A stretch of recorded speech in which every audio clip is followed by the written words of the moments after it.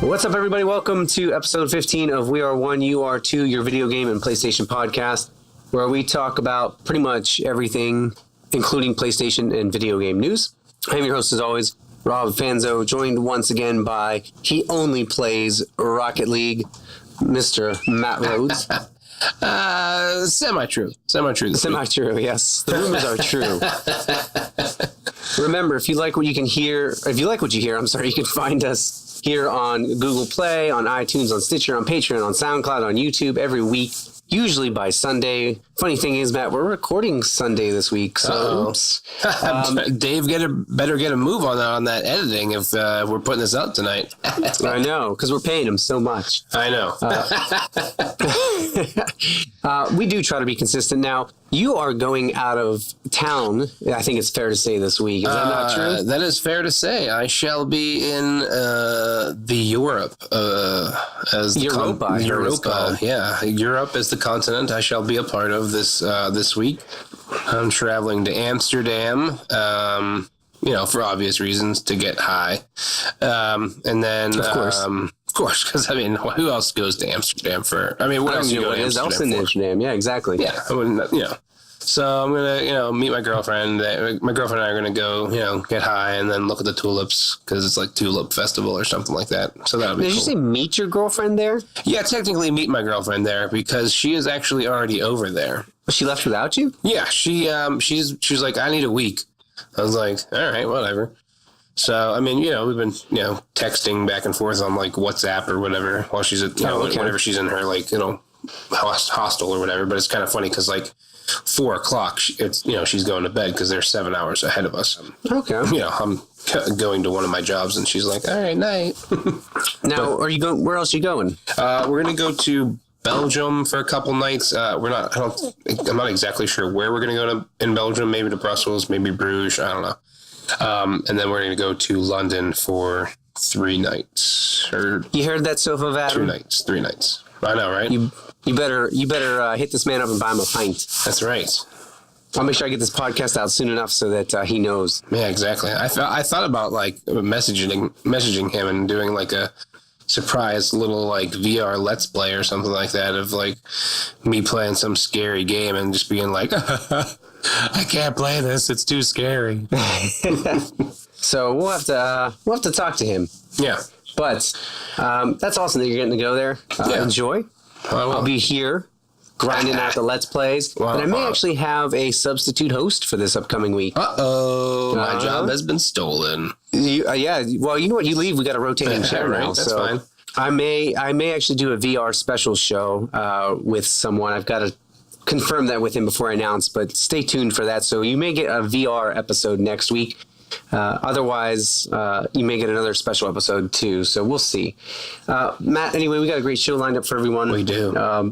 We're going to talk about God of War. I feel like we can't ignore God of War. It comes out in 2 days. Yeah, how could you not talk about God of War? We, of course, are so small time that we don't have review copies, but we're going to talk about the scores and everything that goes along with it anyway. Believe me, people, we're trying. We're trying to get those copies because the last thing we want to do is pay for these games anymore.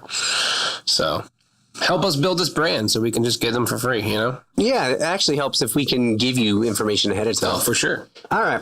Also, the other thing, and I guess this bleeds into before I forget that I did want to mention, we do have a developer interview coming up soon, too, and so I'll give you guys more details about that in the upcoming weeks. So that'll be exciting. That is exciting. It is, and I'll have to tell you a little bit about that when we get off the air here. Got to keep a little bit of suspense for them. Dun, dun, dun. The other thing I want to mention before I forget, and this is part of our Biff, open the show, is there are loads of Let's Play stuff coming up. Matt's going to be doing a few, hopefully, after he gets back from Europe. I did publish Out of My Pocket Episode 1 on YouTube.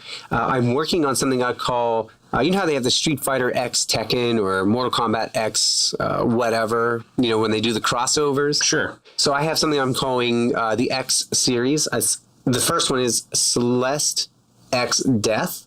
And it'll be me playing through Celeste while reading poems about death. I thought that was rather appropriate.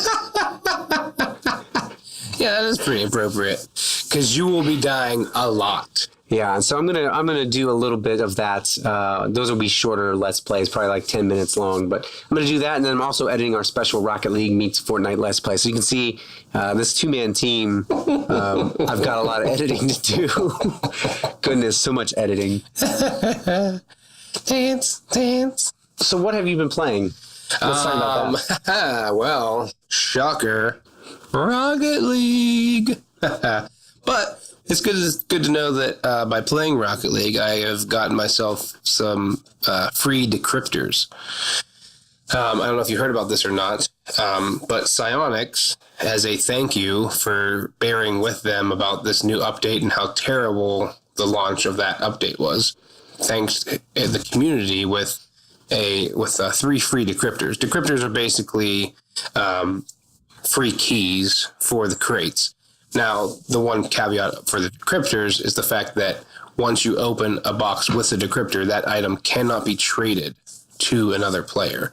You can trade it up, but then that whatever you traded it up to will also be locked. Something that it's marked as untradeable, basically. Because decryptors are something are free that you earn in game, so they basically want you to keep it if you earned it for free, basically, as opposed to, trying to make, 10, like if you get something awesome, you get trying to sell it for 50 keys on the, Rocket League black market, basically. But yeah, so they gave those out, which is nice. So I was glad I played that. I played a little bit. I don't know if I mentioned this last time. I don't know. I played a little bit of the Monster Hunter World and the spring event. I started to play there's a challenge where you get Ryu's suit or whatever from Street Fighter. But right, okay, yeah. That was such a hard challenge, and you had to play it 7 times, I think, to get the actual get all the material. So I was like, I don't want to play this 7 times right now. I played it a couple times, but I was just like, I'll hold off on this. I feel because I'm pretty sure the spring event is for a while. So, I should be okay. But I think it's through the 24th. Uh-oh. If I remember correctly. Awkward. Because I'm leaving. But either way, then there's I would like to pick it up today after we get off here, because there's that Mega Man suit for your Palico. Which I just tried one of those before we recorded earlier today, and it was a mess. Oh, really? Oh, yeah. That good, huh? Yeah, well, I got abandoned by the people who were helping me. Oh, that's fun. I don't know if they got signed off or what. Yeah, so. I always there's issues where all of a sudden it's oh, you've left the party. I'm like, no, but now I have to fight this by myself. It's great when they've destroyed the beast for you, and then they all of a sudden get out, because then you're like, haha, I can just finish it myself. But most of the time that doesn't happen. No. The one other thing that I will say that I played, I was very addicted to Qbert last night. Oh, classic. No, I played the rebooted. Oh, okay. There's Qbert rebooted. It includes the classic game, obviously, and obviously, as an arcade of whenever it came out, the 80s, I guess, I don't know, 90s. Mm-hmm. It is pretty difficult, the classic edition, and I don't know if I've ever played Qbert, to be honest. So it was kind of weird getting used to just to begin with. So I just played the updated version because it seemed a little bit easier to kind of navigate. But I played through, and they get 3 stars for each level. I got 3 stars because I'm a OCD about that stuff for the first 25 levels. So I ended up playing quite a bit of it last night. Nice. Yeah. Good stuff. Yeah. What about you? What are you playing? Well, let's see. I have been touching on, obviously, Celeste. Celeste was my big thing because I did some recording and with that, but I also, I just really was in the mood to play something short. Yeah. And so I touched on that quite a bit. Prey, I'm 3/4 of the way through. And so nice. I really, really have been itching to try and finish that. So I've been playing a lot of that. Like I said, I dipped in a little bit of Monster Hunter World because I really want that Mega Man for my Palico. Yeah. And I've really been itching to play Persona 5 again because I started watching, and this is another thing I guess I could have mentioned with the before I forget was I did a review of the first episode of the anime and threw that up on YouTube as well. And so if you're interested in what the Persona 5 anime looks like and my thoughts on it, I did that as well, just a quick video on that. So I watched that, and that's got me itching to play Persona 5 again. I haven't though. Yeah. And then I keep firing up Far Cry, and then when I open it up and I go, oh, there's just so much to do. I close and I go back to Prey or something that's more contained where I know that I cannot freak out over that. I do understand that. I mean, you can play Far Cry 5 in bits and pieces. You can do like outposts and chip away at that kind of stuff, but it is kind of daunting. There's been times where I've played it for a couple hours. I'm just like, all right, I can't be in this world anymore. There's just too much. Yeah, it's just way too much. And so that's been something else that I've been kind of toying with. And then finally, of course, I want to get into it because I started watching Prepare to Try, and I don't want the whole thing spoiled for me. But I've been trying to move my way towards playing Resident Evil in VR, which I can only imagine only will terrify me. Yeah. See, that's the game that I think if I see Sofa have Adam that I should play, because it'll just scare the bejesus out of me, and he'll just be like laughing at me. Yeah, and he's done some playthroughs on his channel, which are pretty good. Yeah. And so he's between him and Prepare to Try. I'm pretty ready for those guys over at IGN. I'm pretty ready to dive into it myself and just see how I do with it as well. Yeah. All right. Well, I think that wraps up what we've been playing. I think we've covered that pretty well. Yeah. So let's go ahead and talk about the PlayStation-News, PS-N.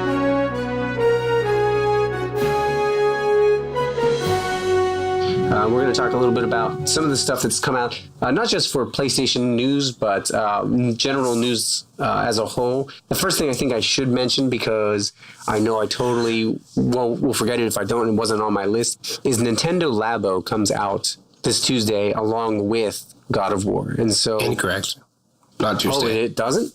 No, it comes out, but it's not Tuesday. Oh, that's right. I'm sorry. 20th. I can't do my math. Which is Friday. 20th. Right? I'm sorry, Friday. Yes. Yeah, I apologize. I couldn't do my math. Yeah, so Nintendo Labo comes out. I did read somewhere that they were not allowing advanced review copies. So that's a shame. You're going to have to wait to find out how much you're going to enjoy your cardboard. Why would someone need an advanced review? I mean, it's literally cardboard. I don't know. Maybe to talk about ease of use, ease of construction. How I guess. Whether or not it's enjoyable, I guess. But I have a funny feeling that's probably also because it costs $80 and they don't want anybody saying anything negative about it. Oh, what? People would say something negative about $80 for cardboard? I know. And so... What does the world come to, Rob? How dare. So, speaking of consoles, though, there was a lot of rumors swirling around this week, and we had talked about this a few weeks ago on the PlayStation podcast, episode 11. Yeah. And the reason I know it was 11 because somebody I crossed it with said they just listened to backwards compatibility. We talked about what we expect out of PS5. Yeah. And apparently there were some rumors floating around that it could be revealed this year at E3. However, incorrect. Incorrect. According to Kotaku's Jason Schreier, who is super, super awesome with his digging skills in terms of news sources, odds are it'll be at least 2020 before we get that. Well, you and I talked about that, actually. I think we called 2020. Yeah. And so if you go back and listen to that episode 11, that we're on 14 now, you might actually hear that we talked about that. And so they've been giving out dev kits, and I think we talked about that too. But I'm not shocked that it's floating around, and I wouldn't be surprised if, was it 2018? So I wouldn't be surprised if E3 we maybe hear something about their new console. I know I can't remember what year it is. Also, just for the listeners out there, this is episode 15. I don't know. Rob is terrible with episodes. Goodness. It is, however, 2018. He did get that one right. Okay. Well, good. I'm glad I'm at least in the right year. You know what? That's what happens when you're editing 15 different episodes. You're like, well, this is episode 1 of this, episode 14 of that. Sure. You know, whatever you need to tell yourself, Robert. I know. Whatever you need to tell yourself. I did say at the beginning, I did say it right at the beginning, though, did I not? I hope so. I bet. Well, you called me on it during episode 13. Because remember, I said 3, and you called me on it. Yeah. Well, and so I'm pretty sure. Well, let's hope that you did. But if you didn't, right now, for the listeners, Dave, insert a sound of a little wah, wah, if he said 14 instead of 15. And if I did, I want a little triumphant horn.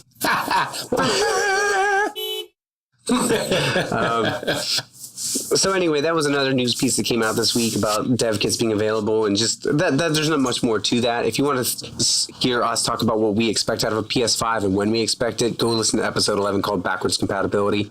I think you'll see that we're actually on par with a lot of that stuff. And so, although we pretend like we don't know what we're talking about, sometimes we actually do. Yeah, right?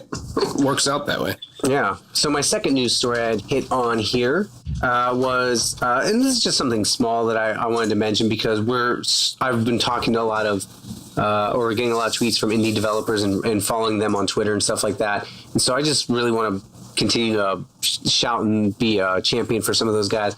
There's a thing called Forgotten Anne. It's a I believe hand-drawn indie adventure. Comes into PlayStation 4 in May. And so it's purposely misspelled as Forgotten, Gotton.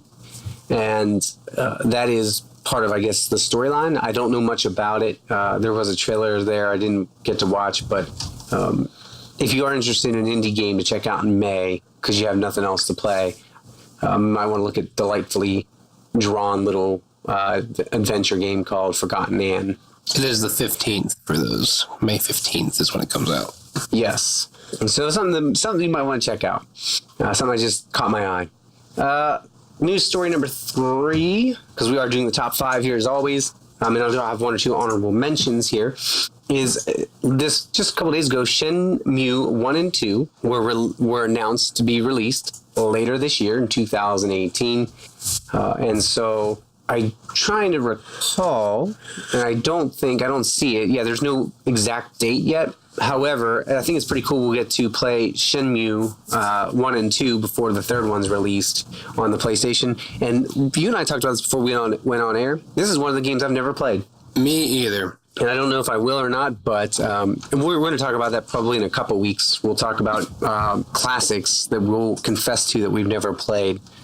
Kind of looking ahead here, but if you're a Shenmue fan, great. You got PlayStation 4 release coming later this year, Xbox One, and I believe it also, not in this news article I have posted here, but I believe in another one I did mention Switch as well. And so just something to keep your eye on. For sure. Moving right along. Next one. Ooh. Yeah, I put this in there for you and me. Yes, I saw this today. I was like, what? It was rumored yesterday, but reportedly, supposedly, 2K is working on a top secret BioShock title. Of course, it's without Ken Levine. But yeah, of course. But it does sound like they established a new team. We're working on a new BioShock game.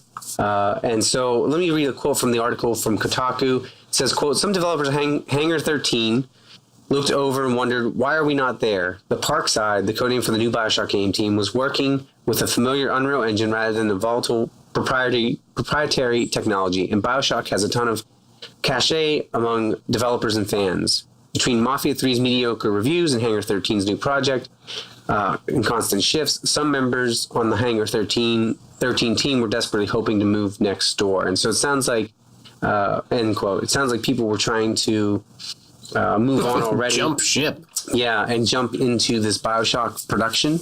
And so that's exciting news because although I love what Ken Levine did with BioShock, and I think actually that's why I'm so hooked on Prey right now. It reminds me of BioShock in space. I would love and welcome a new BioShock title if they can achieve what they did with the first one in some respect. I think that was obviously the most successful. 2 was okay. 3 was good. I know 3 is very divisive with people. Some people love it. Some people hate it. I personally am a huge fan of it, but we'll see. I don't care. I'm excited. Gosh, I don't even know what to say. My brain is I can tell you're speechless. I know, my brain. If they turn this into an open world, I will absolutely lose it. I will. I will just be... Would you want an open world BioShock? I think so. I think that's the next move in my mind. I do. Don't get me wrong. I love how well they're written and how linear they are. However, could you just imagine Columbia and like just being able to just like ride those rails to wherever the hell you wanted? Yeah, that would be pretty awesome, actually. You know what I mean? And just like kind of go through, like, you know, just like do whatever. So, you know, I do understand the linear aspect of it. I do, you know, especially with it being underwater and like, you know, things not working. But if they go back and do like a beforehand thing where you're like starting the revolution, oh my gosh, and make it open world and try to like, you know, get a faction together, build the faction that creates the revolution. Can you just imagine how amazing that would be? So you almost want like a prequel? I mean, I'm not saying it has to be a prequel. That was just me talking off the cuff. Just throwing it out there? Okay. Yeah, but I'm just saying, like, just an open world in general down there. Oh my gosh, I want Interesting. it. I want it. I just want to live in that world for like 100 hours. You know what I mean? Right. Because I mean, well, I think BioShock has to have a strong narrative. I can't not have a strong narrative. Well, of course. I mean, I'm not saying screw it up like Far Cry did, but I mean, not to say that Far Cry isn't good, but I feel like ultimately their story is not there. Right. You know, it's all, I mean, and that's just like a general Far Cry thing. It's not, you know, it's relatively lacking. I mean, Far Cry 3 was pretty good with Voss, but, you know, spoiler alert, he dies pretty quickly in the grand scheme of bosses, I think. Yeah. But yeah, I don't know. I mean, I feel like an open world down there, I feel like you could still have cool narratives. Like, I mean, I mean, did you enjoyed The Witcher, did you not? Oh, phew. You kidding me? I mean, how well was that written? But that was just like such an amazing open world. Yeah. And you wanted to just keep diving into it. Just imagine diving into the lore of BioShock. Well, yeah, I mean, it would have to be done right, but absolutely. Absolutely. So, I mean, it's still, obviously, even in the article itself, it says that they're still figuring things out and they don't want to, I'm paraphrasing, but they're being careful not to fall into the same trap as most studios with, you know, having too many people and not having anything for them to do. And then, you know, going over budget and then it just, you know, kills it completely. So right. It's still early from what I understand, you know, from this article. But, oh my gosh, I want it so bad. Well, I guess we'll have to wait and see what happens. Yeah. All right. So let's see what else we got here. The other one I just mentioned very quickly that I thought was cool, of course, is I downloaded, I think, them when they were real cheap on sale on the PlayStation Store, and it's something I mean to get to all the time. But the Banner Saga, the third one marches on to PlayStation 4 this summer, alongside a trilogy collection. So if you haven't picked those up for any reason, I've heard great things about them. Feel free to check those out and go explore those. And so that'll be coming out this summer. I just wanted to give that a nod as well. And then the last but not least here, speaking of things that are being launched or arriving this summer, it sounds like this summer is going to be kind of busy, actually, for at least the smaller games, right? Because that's the 27th of July for the Banner Saga. You've got the Mega Man X Legacy Collection also coming this summer as well to celebrate 30th anniversary of the Mega Man series. Wow. So you've got the July 24th release for that.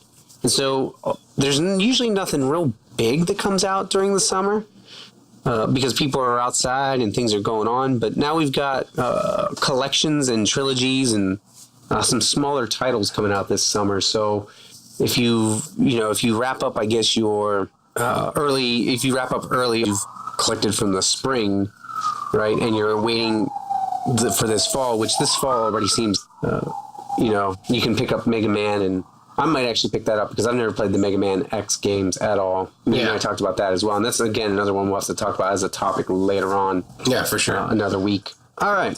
That's the news. That is the news. There's, real quick before we get into the talk, two things. One, did you hear the ambulance?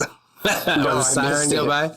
I missed it. Anyways, two, is there a bird squawking in the background of your audio? Is that what I hear? It is raining outside. I swore I heard that. There's some Unless kind of that's my squeak. chair. Yeah, it could be your chair. Maybe you need to oil your chair. Maybe It's brand new. Maybe you're tilting back and you're squeaking the chair.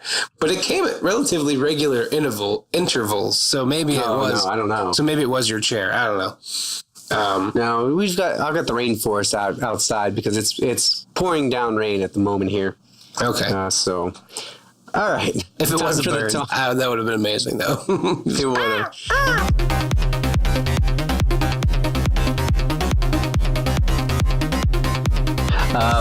Time for the talk. So this is a topic of conversation. I actually kind of, we're going to talk about God of War and Metacritic scores because I also saw another article that I didn't include in the news, but I thought this was a little bit of hype journalism, and so maybe this is where it ties into hype, and we can talk a little bit about our understanding of God of War. Now, I know we might get some slack from people for, we haven't played it yet, so, blah, blah, blah, blah, blah. However, I do think that it's important to recognize that while they are scores, scores are always subjective, right? Reviews are always subjective. Of course, yeah. And so, yes, you've got 83 critics last time I checked that had reviewed God of War, and yes, it has a 95, and yes, that is the highest PS4 score of this generation for any game. And I believe Super Mario Odyssey. Super Mario Odyssey. I did. I got almost. You almost said it like Mario. I did. I almost got Italian there. I think on Metacritic that actually had a 98, if I remember correctly. And so I'm going to check and look. I can certainly see that. I mean, it's Mario. I know Legend of Zelda Breath of the Wild had a 97. Oh, okay. And Mario Odyssey also had a 97.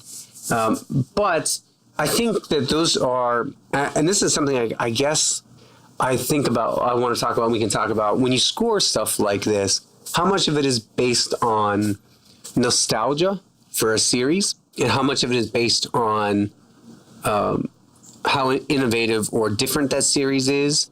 So I guess what we could talk about and what I'm curious about, and I think you and I were kind of touching on this beforehand a little bit, is there a little bit of bias there because God of War has been around for almost a decade? Ooh. And are they scoring it so high because it does something new for just what God of War is? Or is it because it's doing, certainly the one cut, right? The constant cut. We talked about that in the news a couple weeks ago, how it's one cut the whole time. There's no loading screens, nothing. It never leaves the back of Kratos' shoulder there for the whole game. We talked about how that's revolutionary. And the closest thing I can think of that tried to do that was Rockstar's Max Payne 3. Do you remember that? Yeah. When they tried to do all the cutscenes were when it was loading the next level. Right. Oh, right. Yeah. And so you couldn't skip the cutscenes, but the idea was it was one continuous, there was no loading screen. Right. And so is God of War deserving of its praise because Kratos was such a piece of crap before in terms of a character? So it was a button masher, right? Right. And so I'm questioning, it's changed the combat style. It's changed a lot. And so are these scores that it's receiving because of that? And the other thing I guess I wonder about or I think about is how significant, I know Metacritic seems to live and die for some publishers, right? And people get bonuses within development studios if they reach above a 90 or above an 85, depending on whatever their publisher wants them to reach, right? The studio will receive a bonus typically for that too. But I do wonder, because if you look at the God of War scores on Metacritic, there are some lower ones, right? That's why it's not 100. Sure. And so I do wonder if we're kind of looking at God of War through rose-tinted glasses. And I know that's probably an unpopular opinion, but is that possible? Oh, I absolutely think it's possible. I think stuff is so hyped these days.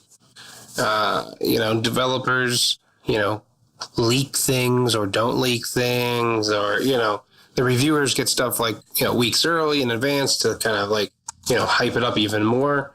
But I don't know. I think it's clearly got to have some kind of merit behind it, right? If it was like this veiled attempt to sell the game more, I think that would show through. Now, obviously, we'll see what happens come April 20th, come Friday. I'm not super knowledgeable about Metacritic. I don't know. will that score possibly drop then? Well, so here's the interesting part. It's gone up to 85. You've still got 1, 2, 3, 4, 5, 6, 7, 8, 9, 10, 11, 12 people who have written a review but haven't given it a score yet. And so you've got at least 12 that haven't scored God of War. And so that will impact it.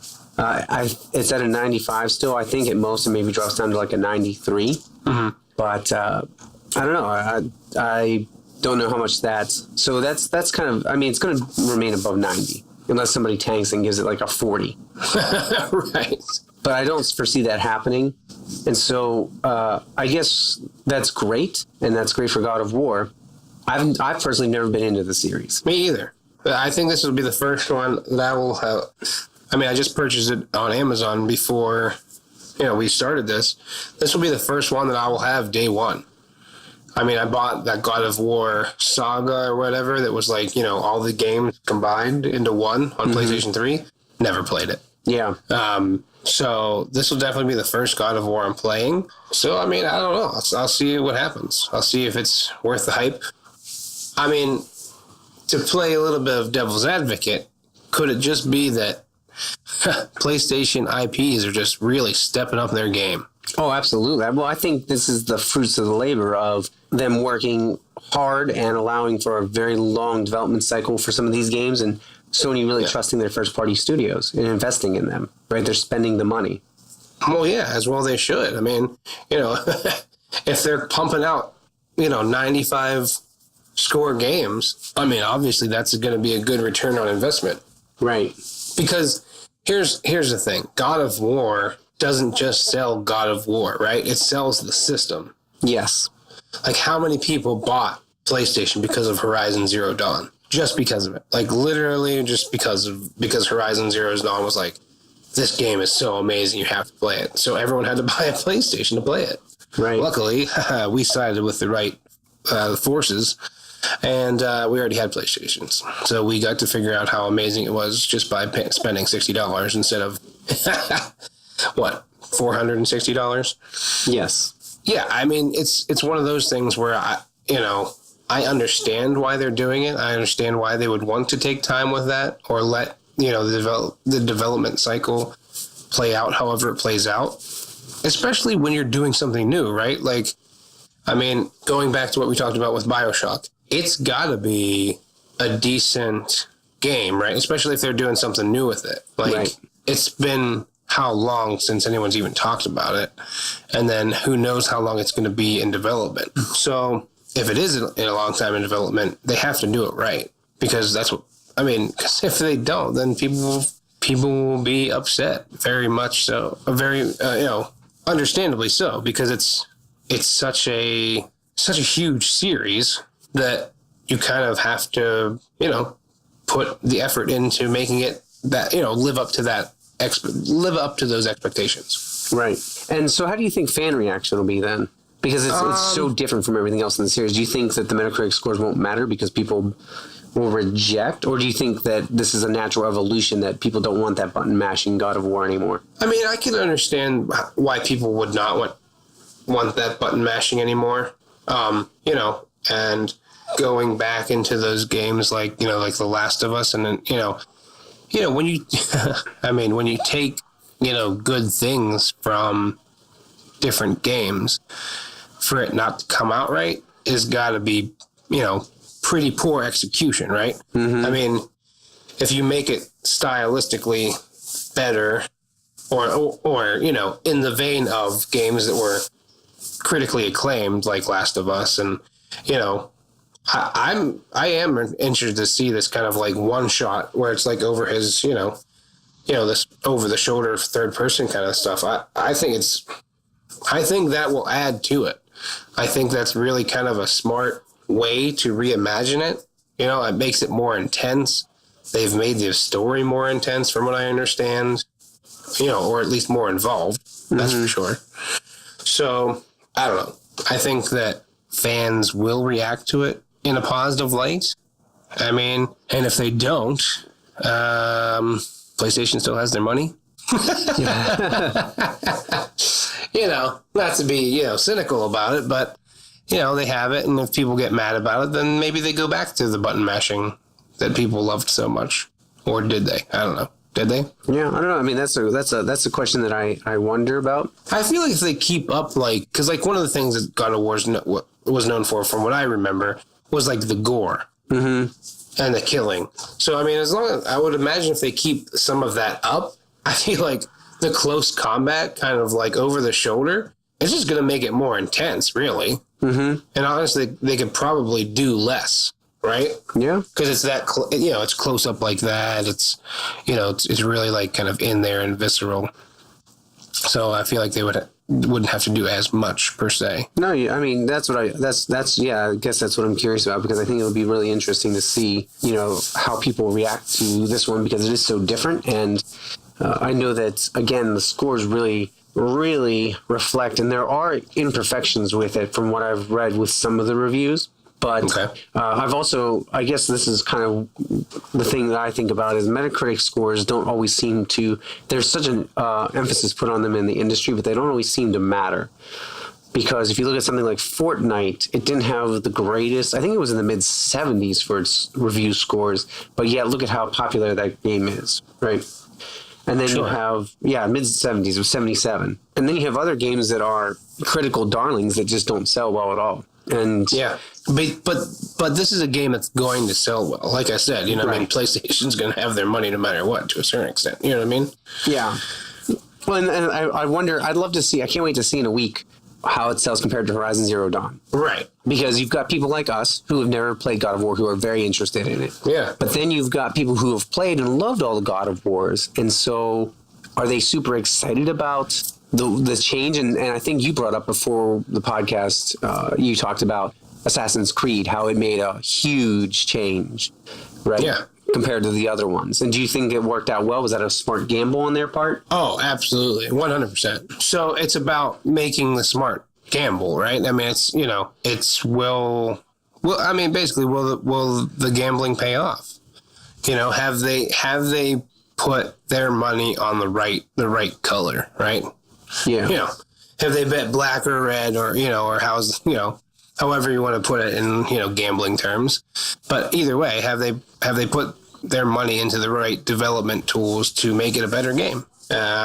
We will see, obviously. Yeah. And now, having said that, we've never played the other ones, right? So if we enjoy it for the game that it is. Yes. But yeah, we would have to, reach out to people who have played the other games and be like, well, what did you think of the way they changed things? And so that's the other question too I had, is, does this inspire you to want to go play the other ones? I don't know. Maybe. But sometimes it's one of those things where, even with like new games, like even with a Call of Duty game, that comes out every year, or like, Battlefront that comes up, or I'm sorry, Battlefield that comes out every once in a while. They do like make slight tweaks or whatever, and then you go back to play that old game, and you're like, I don't like these I don't like this control scheme, or I don't like how this is set up. You know what I mean? And then you're like, I don't want to play this anymore. Right. So it may take you back there for a little bit, like a moment or two, and then, or it, could have, if it's developed so well that you're like, I don't like these button mashing games. It doesn't make sense to me. Because they had a lot of QTEs as well, right? Quick time events. And from what I understand from reading some of the reviews, those are still there to an extent. Yeah, I mean, I like quick time events. I mean, I think they make sense. I mean, I never found them. I mean, obviously they're slightly annoying because they're quick time, and whatever. You have to hit the button properly, or else you die. But I never minded them in like Tomb Raider or in Uncharted. Yeah. And to me, that's just by looking at it, that's kind of how this feels. Okay. I don't know, the over the shoulder kind of stuff like that. It kind of feels like that, like just kind of a close in, but like, it's that third person behind the camera. And so it's a definitely, like I said, a huge change. Yeah. For them. And I'm assuming, and this is what I love about Sony, that they're so smart. This gamble pays off. They've easily got another trilogy up their sleeve from this point of view. Of course. And so they've easily set themselves up for reinventing a series, right? Much like Assassin's Creed did. Or maybe it's like, I mean, I don't know any about this. I don't know about this at all. I mean, maybe I'm accidentally spoiling things, but I mean, I have not played the game, so I don't know.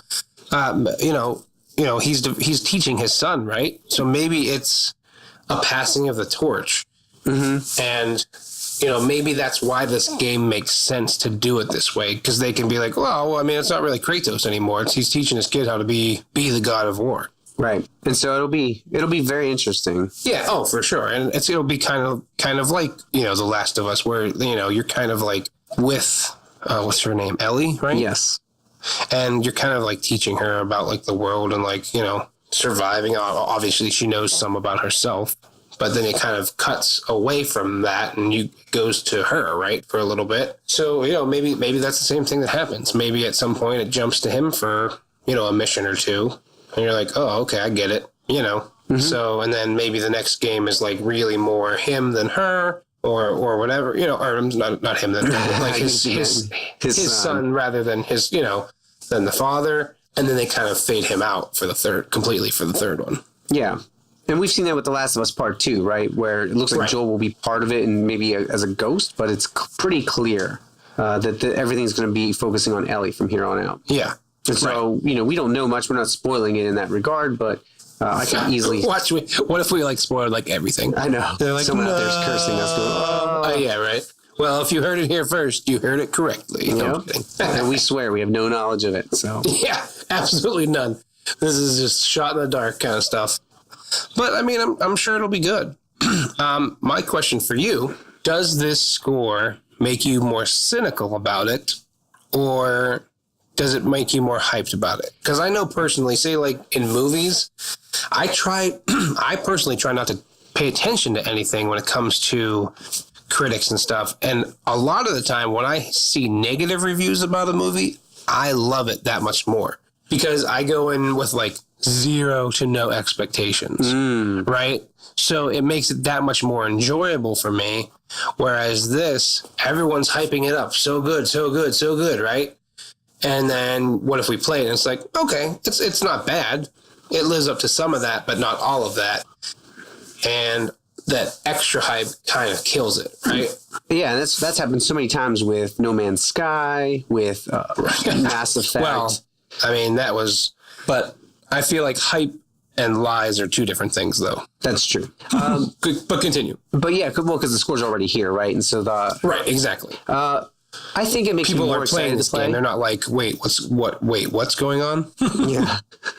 I'm more excited to play this game now because of that. I was on the fence about whether or not it was worth it, and I thought I'll wait for the reviews.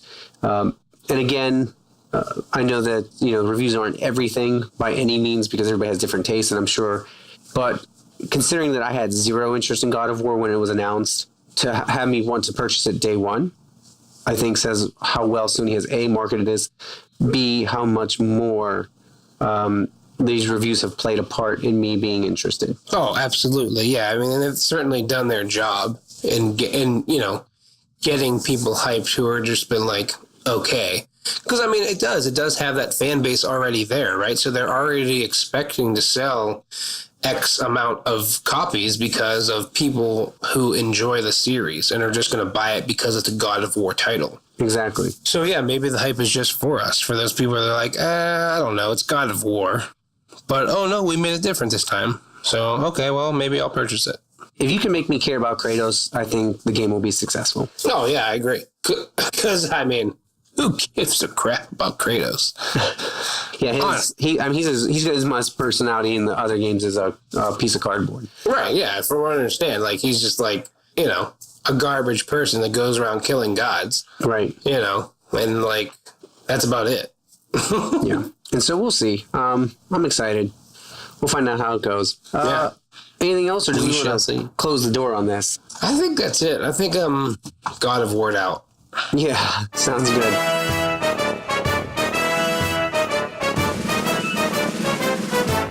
Let's talk a little bit about this day in gaming history. Ooh. And see, this is a Sunday. Of course, calendar changes every year. So, right, it's not like it was a Tuesday last year or something like that. So, actually, this is kind of a nice day to look at this stuff.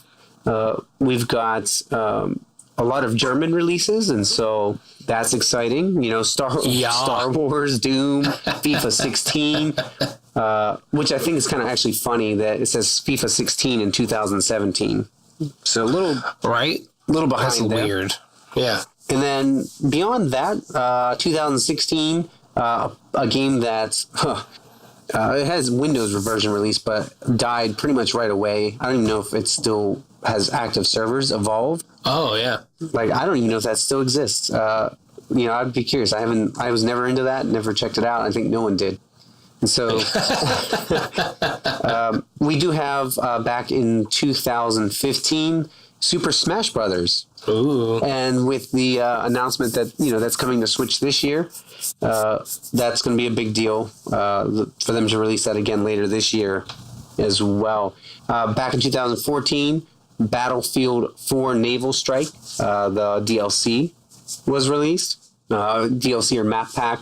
So that's just, you know, we always talk about that, how like if you look back through like maybe 2009, suddenly start to see DLC is released every year.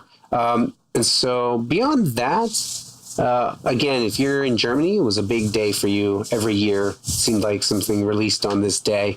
But if you're in the United States and you had a PlayStation 3 in 2010, you probably were playing Monopoly all day. Or you were playing Backgammon Blitz in 2014. Yeah, that's what I'm saying. It's Backgammon Blitz. Come on. You know what? We revive these games. Somebody out there is going, hey. Mic drop.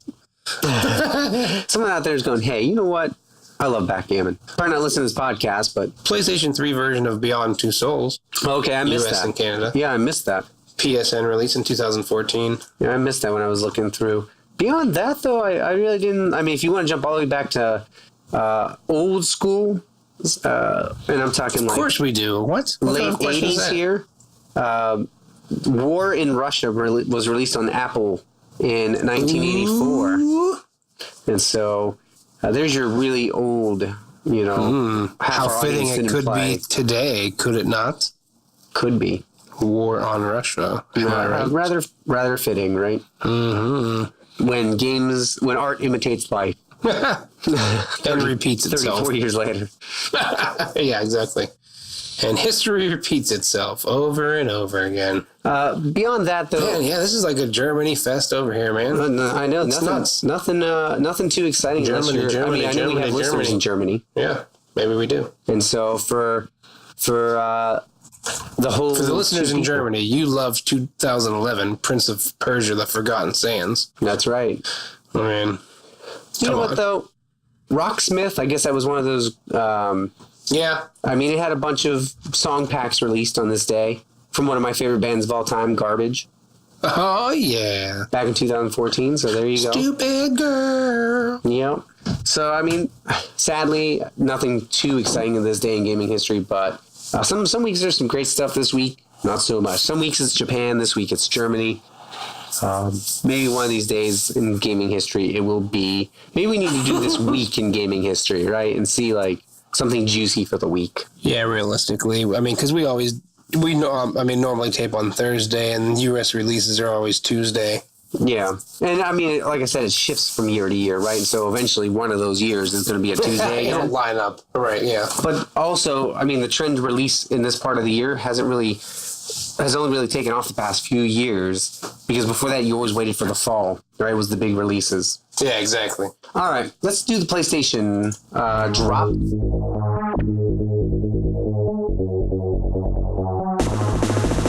So this is See You Soon. Of course, I think it goes without saying that God of War comes out this week, so... See you soon, God of War. Yeah. I mean, after I get back from Europe, that is. Yeah, I'll be probably knee-deep in it by then. Yeah, I know, right? So let's look at some of the other games coming out this week. This is the week of 4/17, and so we'll go through these. Assetto Corsa Ultimate Edition. Oh, and you know what? Let's do something a little bit different, too. We're going to do player pass with each one of these, so that if you are looking for something that's not God of War, because maybe you just aren't one of those people that are interested in it, you want something new to play this week, let's rattle some stuff off. Wait, what? Let's do it. I think I clicked on the wrong thing. You probably do I have an older one? Yeah, you clicked on the first link. You got to click on the second one. What was the first link? This past week. Well, why aren't we doing this past week? Because the 17th is already up, my friend. But wait a second. I don't remember some of these games from I know, last because we week. can talk about them. We've got 2 weeks, Matt. We've got 2 weeks worth of games that we didn't cover because we usually record on Thursday. 2 weeks worth of see you soon. 2 weeks, but we're gonna skip last week, and so What? I mean, unless there's something on that list that you really want to talk about. I mean, the first one. Okay. It's called Deep Ones. Deep Ones is a retro arcade platformer with multi-genre parts inspired by ZX Spectrum, BioShock, and works of H.P. Lovecraft. And when did that come out? 4/11 on PS4, PS Vita Digital. Oh. Yeah, I guess there was one or two I wanted to highlight. Extinction also came out this past week. Yeah. And that, when I saw that, I immediately was like, oh, this is Shadow of Colossus meets Assassin's Creed. And then I read a review, and they're like, yeah, it's pretty much Shadow of Colossus meets Assassin's Creed. Or Attack on Titan, that's what it was. Oh, yeah. And so it's like a knockoff. You face massive brutes and their minions across the sprawling countryside, defending cities and rescuing refugees torn from their homes. But apparently it has very frustrating gameplay. So if you want more Shadow of Colossus or Attack on Titan fix, go check out Extinction. And then there was one more from this past week that I thought was really important. I have two, personally, but go ahead. Hit them, because I feel like one of them's probably mine as well. I don't think it is, but Owlboy. That was one of them. Owlboy is PS4 digital. It is a story-driven platform adventure game where you can fly and explore a brand new world in the clouds. Owlboy. Play. Yeah. I hear that one play. Oh, man. The other one that I think is a play, if you're a Rick and Morty fan, is Rick and Morty Virtual Rickality. All right, you got me. That was my second one. PSVR digital. Rick and Morty have teleported into your living room for a cutting-edge VR adventure. Play as Morty clone as you explore Rick's garage, the Smith household, and alien worlds. Yeah, nice. So I do think that those are... Oh, no. How did we miss the one below that? What, Real Gazes? No, keep going down, my friends. I feel like this is something you and I say all the time. Super Amaze Balls? Yeah. I do love the play on words, because it's clearly a maze game. Yeah. Ooh, it's PSVR digital. I think I'm going to have to check that one out. A dexterity puzzle game that'll twist your brain.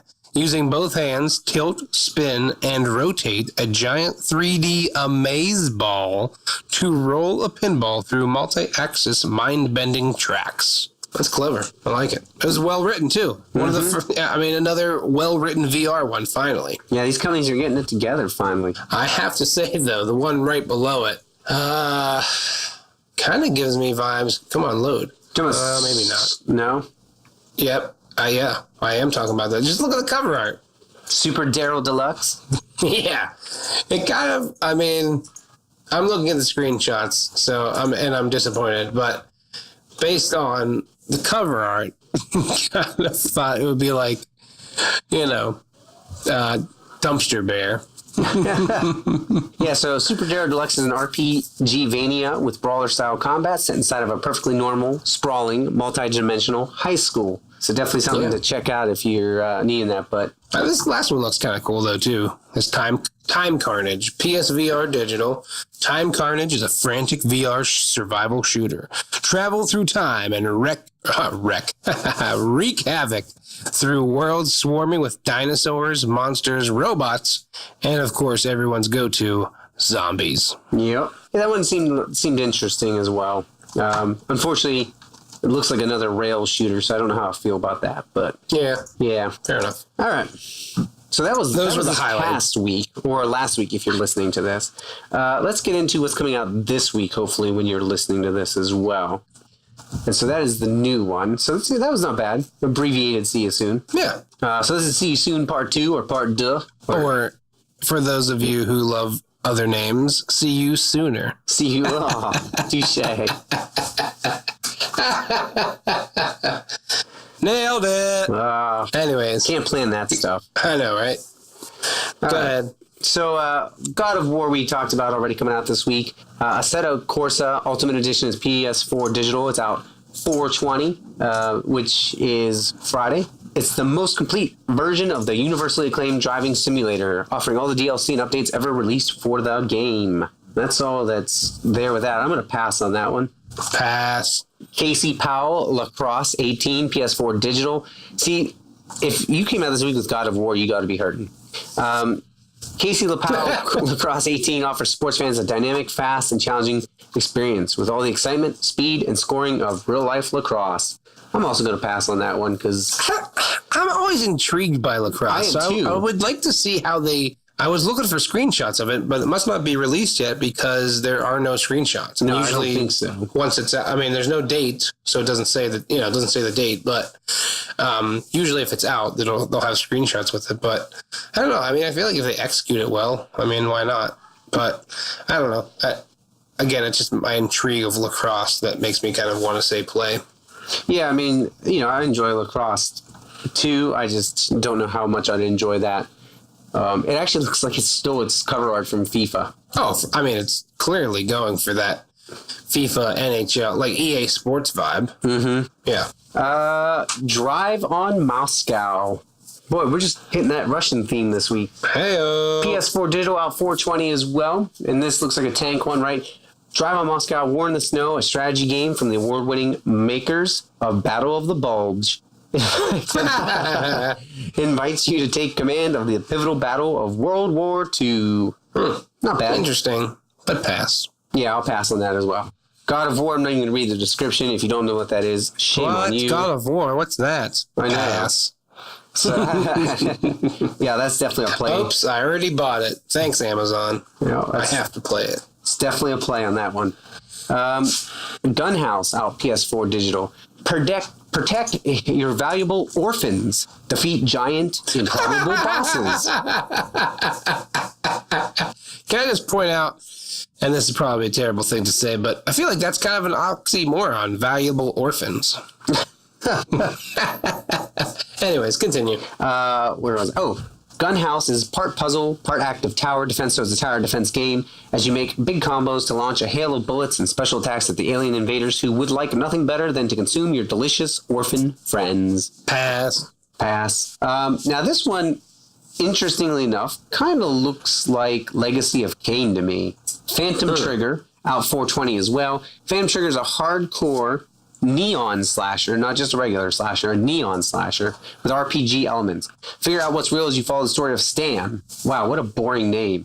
On a journey through surreal and twisted worlds. Neon slasher with Stan. I know, right? Come on. Hardcore neon slasher with RPG elements with Stan. Hi, I'm Stan. I'll be your hardcore neon slasher. That sums it up too. I mean, that's clearly how he talks. I'm Yes. Stan. How are you today? Boo. So I'm gonna pass. I would play that one, but I'm gonna pass. I love how you're gonna pass strictly on the dude's name. I might have to. You're like, well, that sounds really good, but I think Stan is a horrible name for a main character, so bye. Just lost me somewhere in there. What can I say? Oh, man. All right. Let's see here. Slide with a Y. SLYDE. Out PS4 digital, also out 4/20. Man, I don't get it. Today is Sunday the 15th. 16th, 17th is Tuesday. Why don't you get a jump on God of War? Why are you coming out the same day as God of War? How dumb are these people? Because, man, it's 4/20, dude. You know what it actually reminds me of? It reminds me of when a movie comes out and like Black Panther came out and people were like, oh, well, Black Panther. And then every other movie comes out going, well, you know what? If you can't get into Black Panther, you can go ahead and see this because you're already at the movie theater. You know what I mean? Like, I feel like But it doesn't work that way with games. No, it doesn't. God of War is not going to be sold out. Exactly. You can buy it digitally if it is. I mean, come on. I know, exactly. So, but anyway, it's a classic sliding tile puzzle game with 100 high quality images and 3 difficulty modes. That sounds like an easy platinum. I wonder if it has a platinum. I'm gonna have to look it up. I would play that. I like those slide puzzles. I think those are cool. And if it has like I mean, just from the cover art, it looks like, Milky Way galaxy. If it has like really cool, like wallpapery kind of, professional photography in it, I don't see why I wouldn't. It has, Matt. It has a platinum. It does? Yep. Oh, I know you're playing it. Oh, I'm going to up that trophy count. All right. Yakuza. Last but certainly not least. Oh, wow. I didn't even realize this. Yeah, Yakuza 6. Song of Life is coming to PS4 digital retail. How far will you go for your family? 3 years after the events of Yakuza 5. Kasuma Kirui, the Dragon of Dojima, returns in Yakuza 6. That's a tongue twister, right? The Song of Life with the dream of living a quiet life. So this is like the new Yakuza game, right? Like, it's not... Like, I feel like I'm missing something. This is like the brand new game, right? Like this, like big, IP, right? I think so. It's not just some kind of like little fluffer piece and waiting for the next big one. No, I think this was. It might have been released. There was something about this. Is this the one that they released for free by accident when they were trying to release the demo? Oh yeah, I think it is. You're right. Yeah. Yeah. Yeah, they released the demo and they're like, oh, they forgot to put the lock on like after the first hour or whatever it was. Mm-hmm. Yeah, they caught that very quickly. But if you clicked offline, you pretty much had the game for free. Hey-o. And trophies were live too. That was the best part. So it's not like you would miss out. Free platinum. You can't beat that, Rob. You should have jumped on that. I know. Well, I need to pay attention to my Yakuza. That's it for season. That was a short one. Not a problem. Yeah. Though. That's because God of War came out and everybody scared everybody away. And this is another conversation for another time. But September and October are looking really crowded, and so I can only imagine. As they always do, though. They do, but you've got some really heavy hitters this year: Spider-Man, Red Dead. And so, be interested to see how that goes. Hopefully, Last of Us. Yeah, I doubt that. I think they're going to save that for 2019 because don't forget, Sony doesn't want to step too much on their own first parties. That's true. And then nobody wants to get in the way of Red Dead either. So yeah, no one wants to compete with Rockstar. They know what kind of a powerhouse they are. Yeah. All right. So that covers See You Soon. We're sure does. See You Sooner. I'm sorry, we already did See You Sooner. That's right. See You Sooner. Get it right. So of course I would. We kind of gave up on the player pass thing there, but I would pass. No, I would pass on Yakuza. Oh, that's right. Oh, I would pass on Yakuza 6 just because I haven't touched the other ones. And I feel like I'm for sure. Too far in. Too late. Too late to the game. Literally.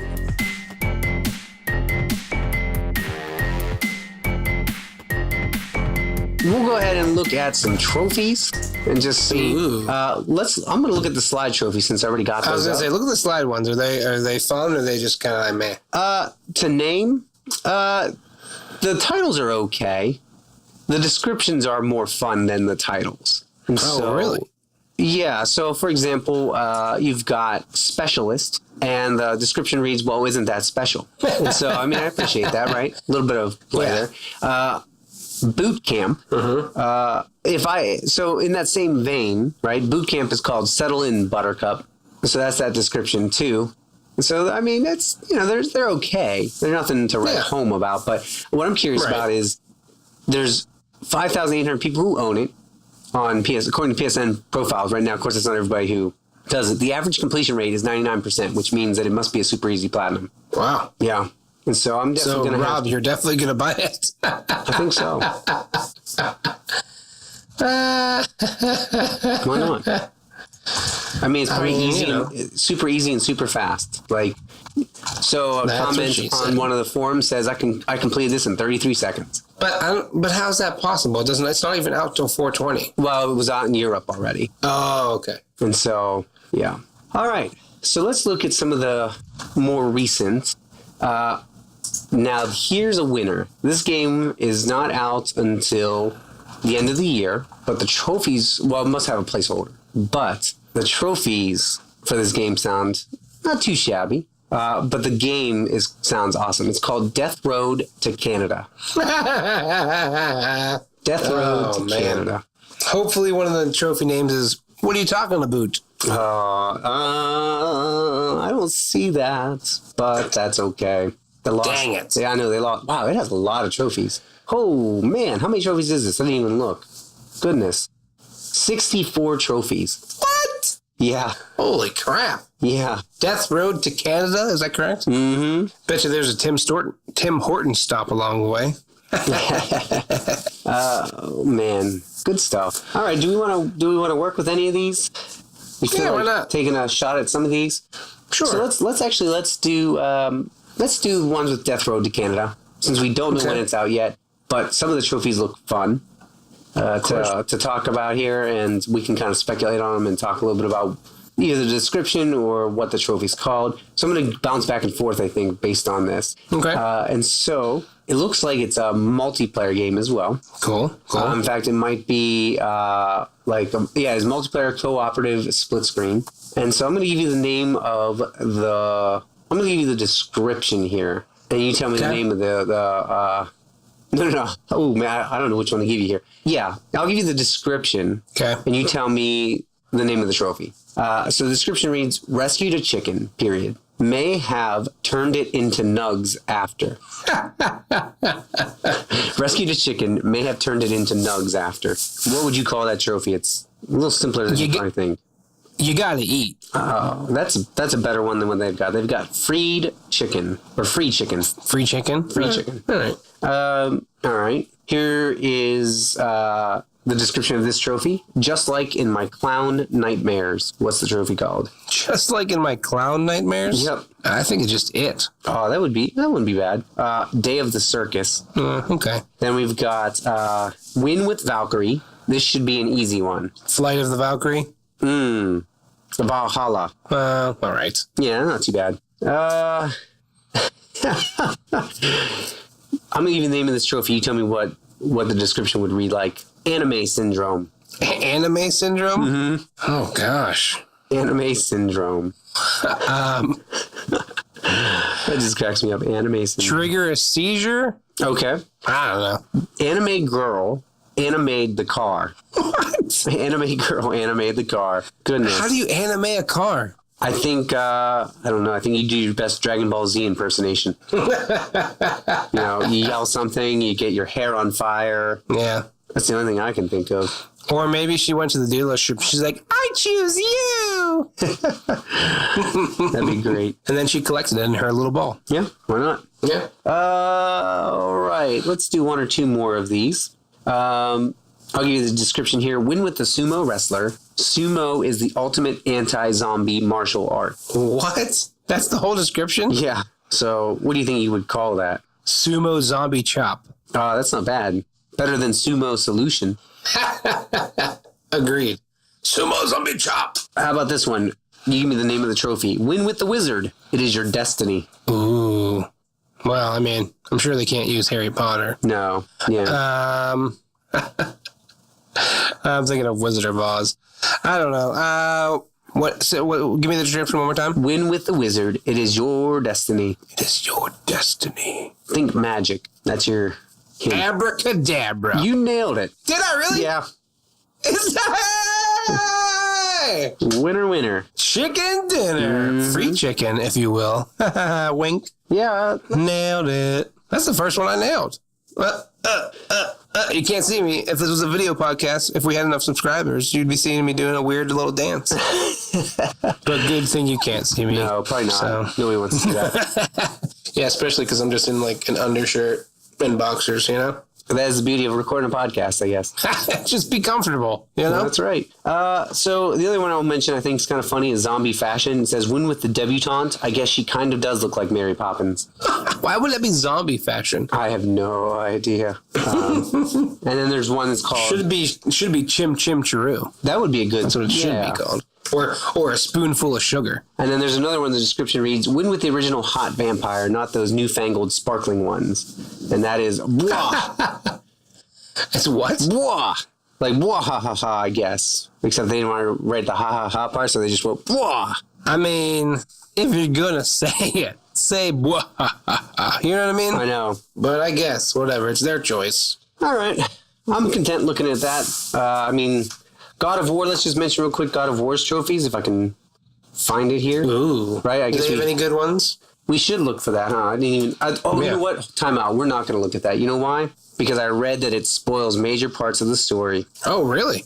Yeah, I did read a That's review, dumb. so don't look at those if you are playing God of War. And so we're not going to look at them because I really don't want to spoil that for anyone. Yeah, that would suck. And so maybe it goes back to our even though prediction. we've already clearly spoiled the ending. Of course, that we've never played. Our shot in the dark is going to become true. Exactly. All right.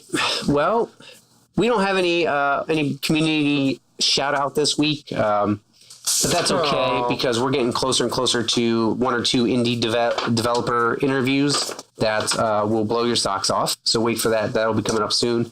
Yes. But if you are a content creator and you do some sort of content you want to be featured here, and we can share it and you can share it and just get the word out about what you do as well as what we do, contact me. WeAre1UR2@gmail.com. Find me on Twitter under the same name, Instagram.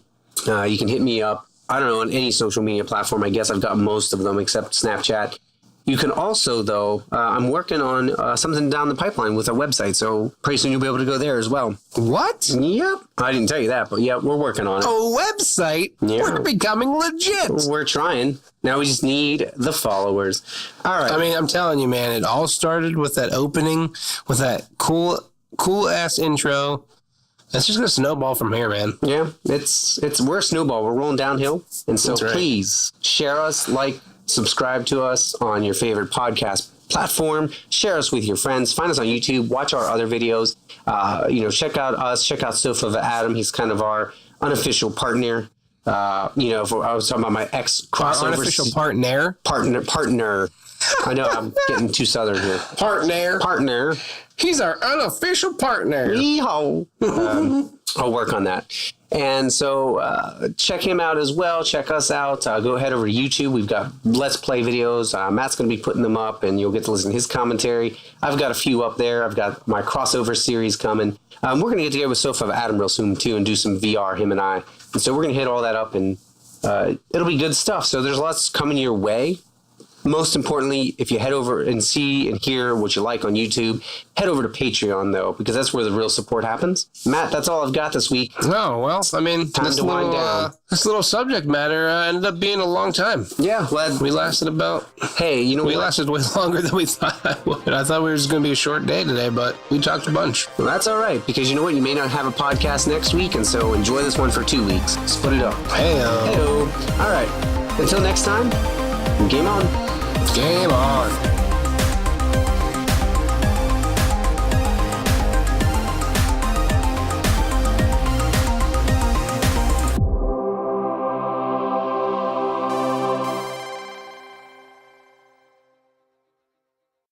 This is the outro music. This is the outro music this week. Very nice. You're so classy. Well, I figured I would go with a little death metal because of God of War. Absolutely. Why not?